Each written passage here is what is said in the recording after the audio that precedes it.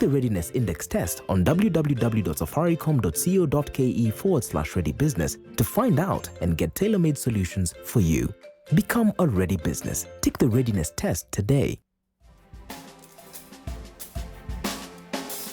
Oh yeah, her headgear is legendary. That's right, and so is her reputation. First ever woman rally driver. First African woman Miss Kenya. Oh yeah, you know who she is. She goes by initials ORM. Orie Rogomanduli is in the house. And you know her political views.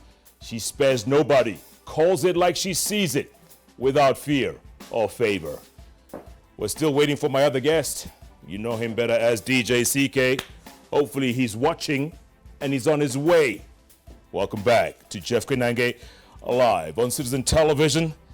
Let's go on to some business news now. The Kenya Railways Corporation is set to take over operations of the old meter gauge railway around June. The move follows Kenya Railways' termination of its 25-year rail concession. Patrick Agunza reports. At the new Nairobi terminus for the standard gauge railway, systems are ready for rollout. Final touches are being made in anticipation of the maiden ride between Nairobi and Mombasa aboard new trains and on a modern track. End of May, we are good to go. We are already doing our test runs. I think you've seen a lot of test work is going on. But the new infrastructure will, as of now, facilitate movement of people and cargo between the capital, Nairobi, and the port city of Mombasa. This is because construction of subsequent phases from Nairobi to Naivasha to Kisumu and Malaba is yet to kick off. This, coupled with challenges facing the old railway line operations that seen the concessionaire Rift Valley Railways fail to meet its obligations, is breeding a fertile ground for some radical change. Kenya Railways is planning to repossess RVR's operations. It is possible that government will direct us to take over the operations and continue running those.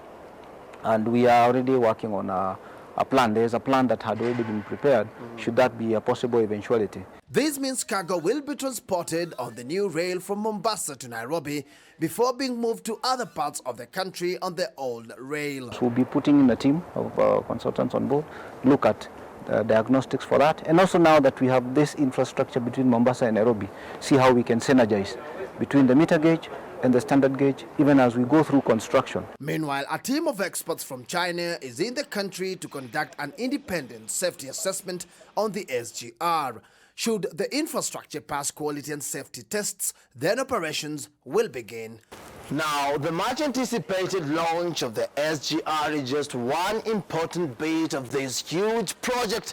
The other integral stage will be to fully commercialize these operations, an aspect that will not begin until January next year. Patrick Igunza, JKL.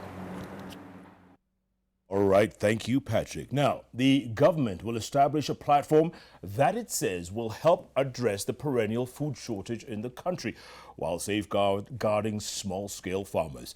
The Commodities Exchange will also link farmers to regional and international markets. Dennis Otieno reports.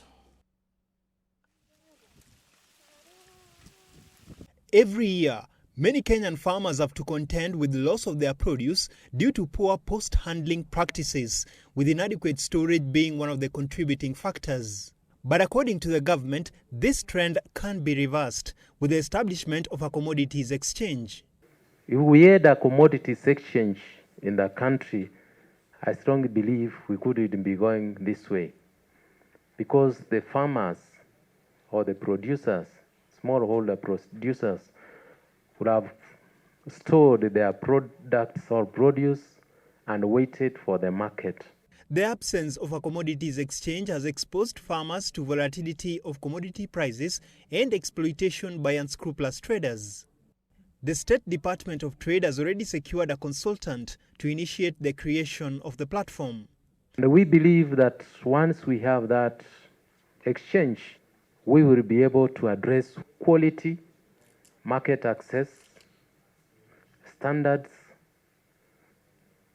and the other areas that you have addressed here.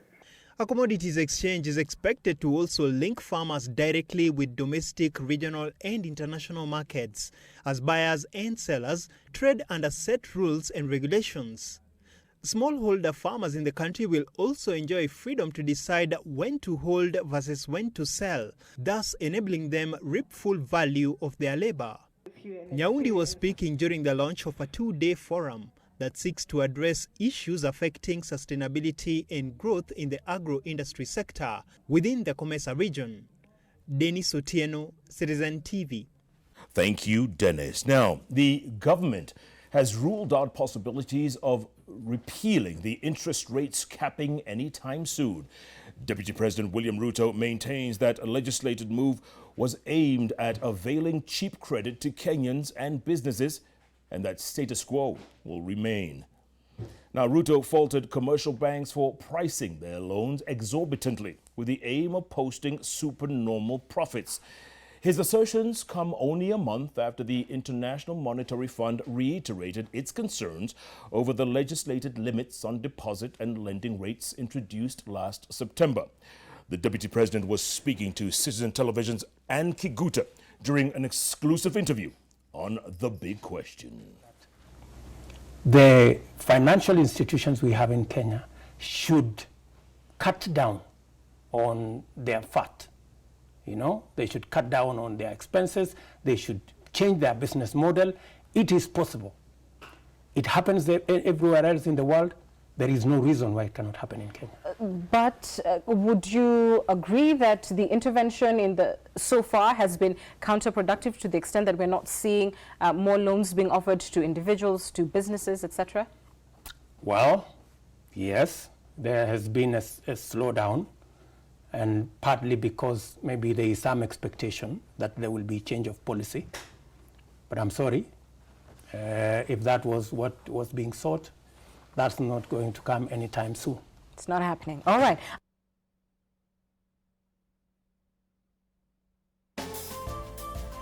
Take the Readiness Index test on www.safaricom.co.ke/readybusiness to find out and get tailor-made solutions for you. Become a ready business. Take the Readiness test today. All right, that's it for business news right here on JKL. Now, over to the latest in the world of sports. Here's